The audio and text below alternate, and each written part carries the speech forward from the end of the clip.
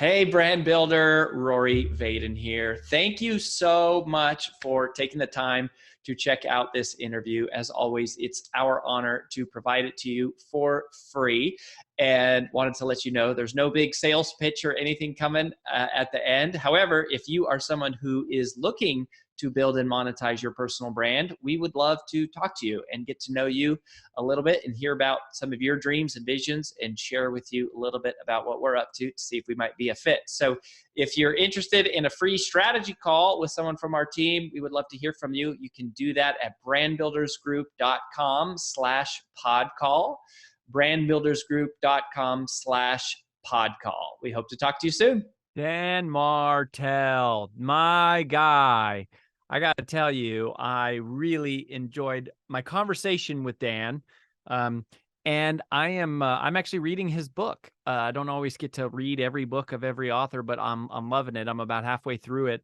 And I've just really enjoyed following this guy. Like the people I follow online, I like to really follow people, I guess, that I consider are practitioners, like that they're actually building really big things in real life, and it's not so much just perception in that, but like they actually have big businesses and stuff. So I love to sort of follow and learn from, and Dan has done that a lot and has a great reputation, and we've become friends, and I really enjoyed getting to know him a little bit, and I'm a fan. So obviously the theme of his book and everything about buy back your time really brought up a lot of memories for me, and around my second book, which was How to Multiply Time. So Procrastinate on Purpose, 5 Permissions to Multiply Your Time, which I don't talk as much about these days anymore, since we've, the company that we exited in 2018, we had spent more time talking about stuff there. And then Brand Builders Group the last 5 years has really been focused on building people's personal brands. But I thought I would take this opportunity to share some of my favorite time multiplication strategies that came out of my second book, and sort of sync them up with some of the things that I've been inspired by Dan here again to help you get better control of your time, and specifically for entrepreneurs, right? And so that's who this is really for, is if you're an entrepreneur and you're busy and you're buried and you're overwhelmed and you feel behind and you feel like you're, drowning, or you're struggling to keep up, like these are the 3 biggest concepts that you need to know that I think, and I know confidently, will change everything for you. And the first one is the ultimate premise of How to Multiply Time. So, by the way, my TED Talk you can go watch for free. My TED Talk, if you just Google Rory Vaden TED Talk, you can watch that for free. Or if you actually were to watch the TED Talk, or if you were to read Procrastinate on Purpose, my second book, the premise of both of them is the same, right? They're based on the same content. And to me, this is the singular big idea that you must understand as an entrepreneur. And if you don't understand this until you embrace this, you're going to struggle. You're going to always keep working faster and longer, buying into this lie that if you work harder, somehow it will create more time. And it's not about that. That is not what creates more time. The way that you multiply time is by giving yourself the emotional permission to spend time on things today that create more time tomorrow. You give yourself permission to spend or invest time into doing the things today that create more time tomorrow. Until that switch flips in your brain, you're going to struggle. You're going to be busy. You're going to be buried. You're going to be behind. You're going to feel like you're drowning. You're going to feel like you're going to live consumed, feeling like you never caught up. And it's because you have to break free of the paradigm of just urgency. The paradigm of urgency is I have to work faster, I have to do more. And you have to shift to what we call the significance calculation, which is thinking not about, urgency is how soon does something matter, but significance is how long does it matter? What's the impact of this activity on tomorrow and the next day and the next day? And so you have to start thinking in terms of significance, not just what fire needs to be put out today. You need to be evaluating the decisions of how you spend your time through the lens based upon the criteria of significance. In other words, how is this activity, how is this use of my time going to affect tomorrow and the next day? So I can do it today, but if I do it today, I have to then do it again tomorrow. If I, however, forego doing it today and instead build a system today that can do it, then tomorrow the system will do it, and every day thereafter, the system will do it instead of me. And that is the switch that has to flip. This is one of the things that I wrote in Procrastinate on Purpose, is that the next level of results requires the next level of thinking. What got you here to where you are today as a performer will not get you there as a leader. You have to shift. This is a paradigm shift. It is a mental transformation, right? And this is the crux. This is what we know is true, that if you don't make this transition, you're going to struggle. And those of you that are members of ours, by the way, one of the 14 courses that you have access to from us is called Multiplier Mentality. So if you're one of our members, you already have access to this course. You can go through it. It's one of our personal development courses. We don't talk as much about it these days because we're so focused on like the tactical personal branding stuff. But so that's the first thing, is how do you multiply time? You multiply time by spending time on things today that create more time tomorrow. Don't just do it. If you do it, you're going to trap yourself into a lifelong prison sentence of having to do it again tomorrow. So instead of doing the thing, build a system to do the thing. Spend your time today building systems that do the thing, and then tomorrow you will live free, because instead of spending your time doing the thing, the system that you have built will then do the thing. And there's basically, 5 parts to that system, which make up the focus funnel, which is the content of my TED Talk, the Multiplier Mentality course, and the Procrastinate on Purpose book. But that's the premise, okay? So that's the first thing. That's the big idea you got to understand. Second big concept you need to understand is the concept of time arbitrage. Time arbitrage. Basically meaning you make your win in the delta. So arbitrage is going, I'm going to buy something, I'm going to buy something at X, but I'm going to sell it at Y, right? That's basically arbitrage, is going, I buy something at X, but then I turn around and I sell it at Y, and I make my money in the spread. I make my money in the delta. Well, that's what multiplying time, a lot of multiplying time has to do with time arbitrage, specifically in the area of delegation. So the focus funnel from this, the Procrastinate on Purpose book, my How to Multiply Your Time TED Talk, and the Multiplier Mentality course, if you have access to it, talks about the 5 parts of the focus funnel: eliminate, automate, delegate, concentrate, and procrastinate on purpose, which is where the title of the book comes from. But in section 3, delegate, that is what time arbitrage is all about.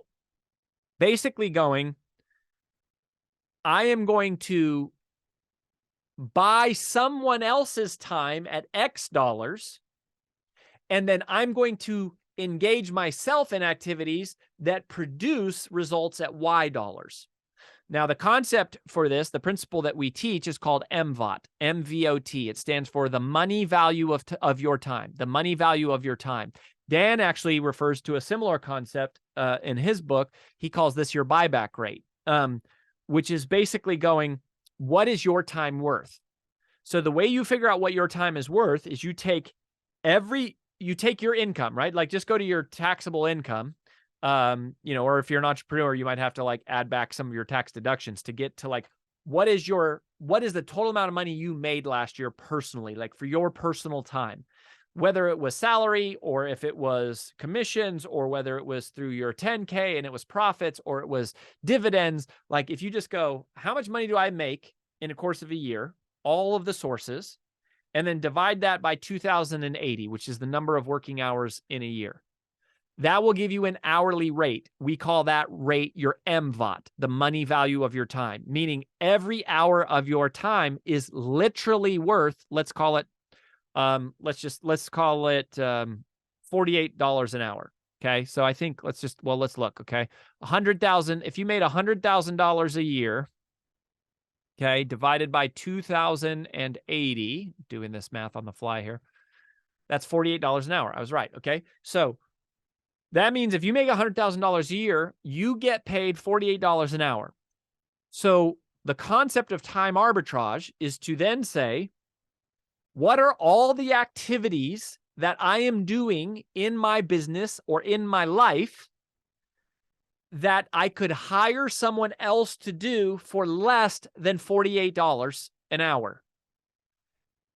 Then what I do is I go, I'm going to do that. I'm going to hire those people to do those things, right? And this could be everything from an assistant to manage my inbox and calendar. This could be someone to cut the grass, do the grocery shopping, cook for the kids, clean the house.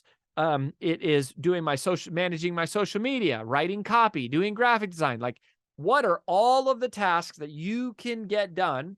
And you make a list of those for less than $48 an hour. And then you actually hire those people and you go, great, I'm going to arbitrage my time. I'm going to pay them. Let's just use $20 an hour. I am now going to pay those people $20 an hour. And with the hour that I now have, where I'm not doing the thing that I hired them to do, I am now going to repurpose that hour into activities that generate me $48 an hour, like selling or like marketing or doing content creation or building relationships or whatever it is, like whatever are the key income drivers of, the key revenue drivers of your business or the key income drivers for you personally. I'm going to reinvest my time. So part of the issue, again, this is a mental block. This is a limiting belief. This is what holds entrepreneurs back, is they go, well, Rory, I can't afford to pay someone $20 an hour to do those things. I don't have it. And the answer, the thing that I will need you to know is you already are affording it. You are already paying someone because you're either paying them at their rate or you're paying yourself at your rate. So if you're doing that task, you are paying someone for it. You're paying yourself, and you're paying yourself at $48 an hour. You're paying $48 an hour for you to do the task instead of paying $20 an hour for someone else to do the task. And so this is how you ratchet up. This is how entrepreneurs ratchet up their income. But if you never learn to do this, then you stay stuck doing tasks at lower rates of pay, and you never free up your time to spend time on the things that pay higher rates of pay, like, selling and building relationships and doing strategic things and building content and building your brand and personal development and education and, all these things, and building systems, right? Building systems is one of the highest value uses of your time because it multiplies time. So that's what happens. The reason you're stuck is you're stuck doing all this stuff, both personally and professionally, and you're charging yourself too much because you're doing it. So you already are paying the money.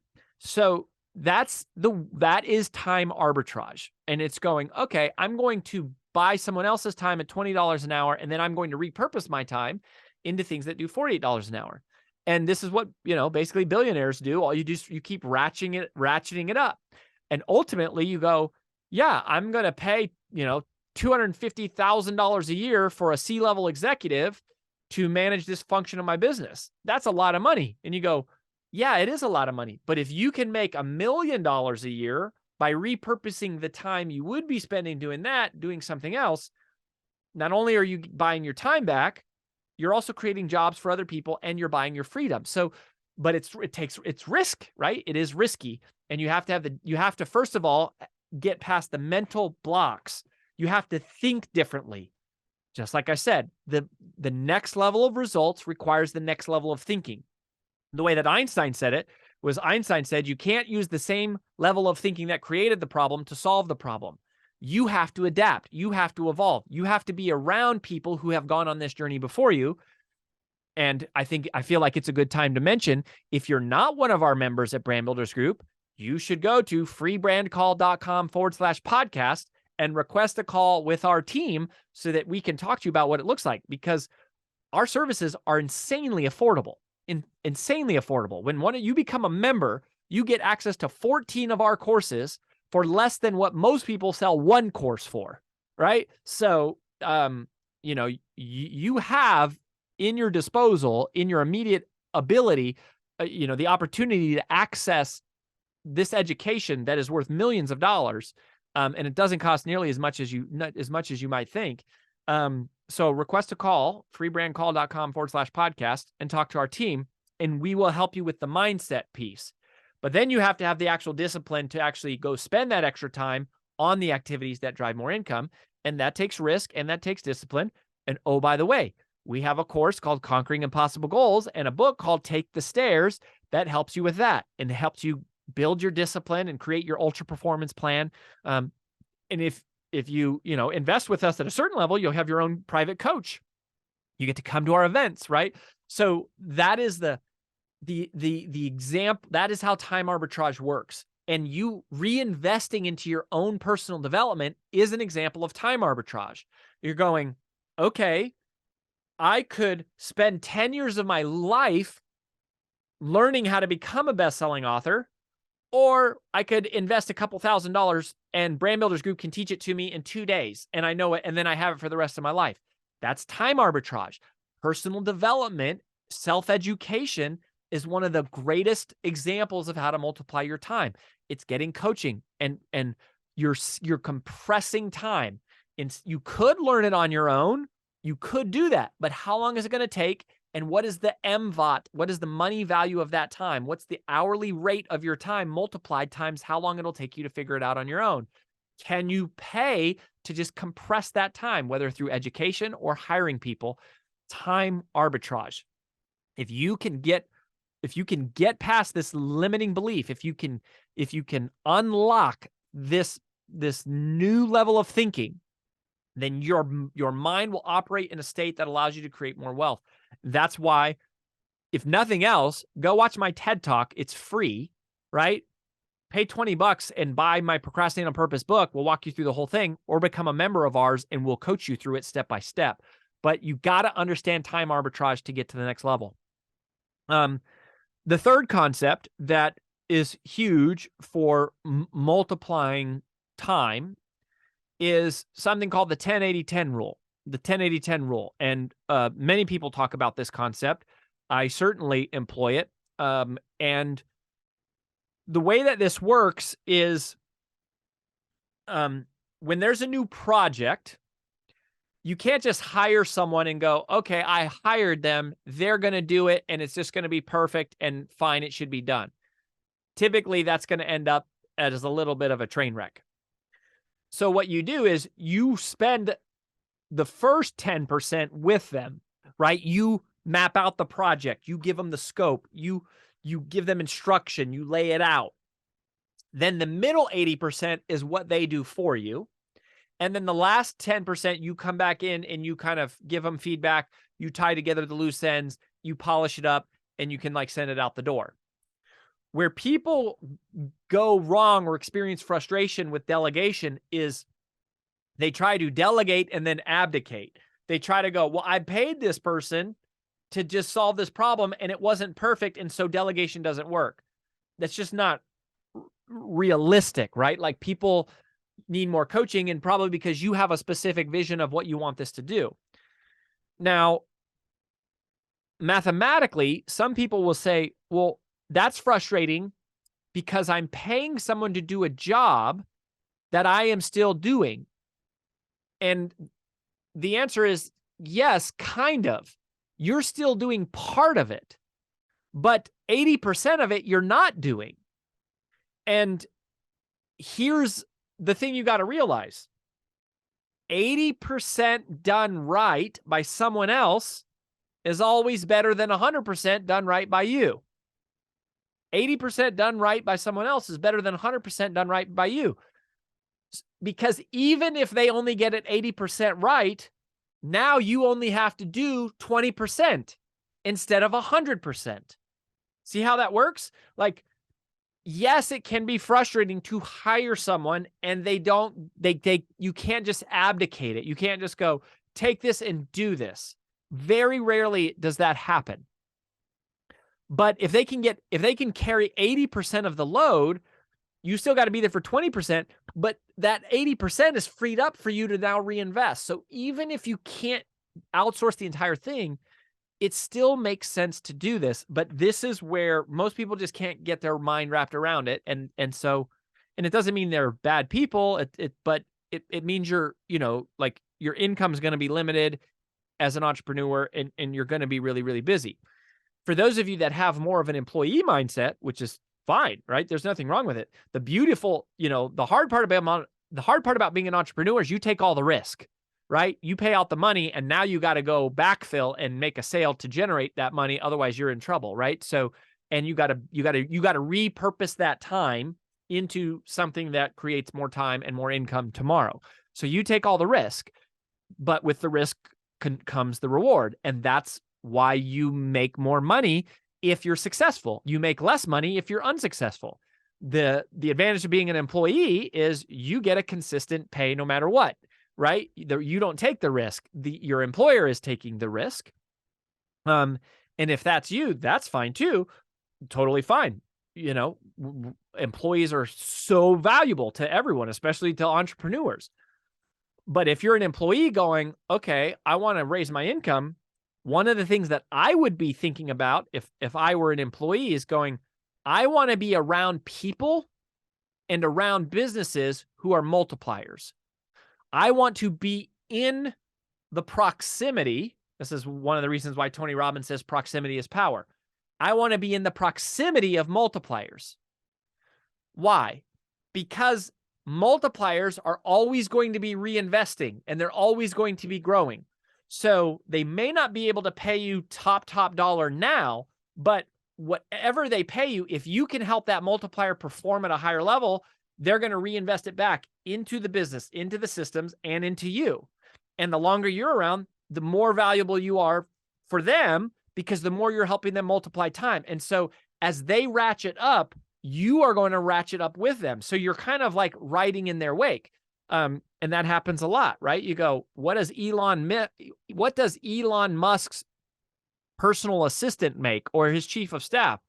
I don't know, but my guess is probably a lot more than $50,000 a year, because of trust and they know the systems, and they know what he wants before he asks for it, and the time.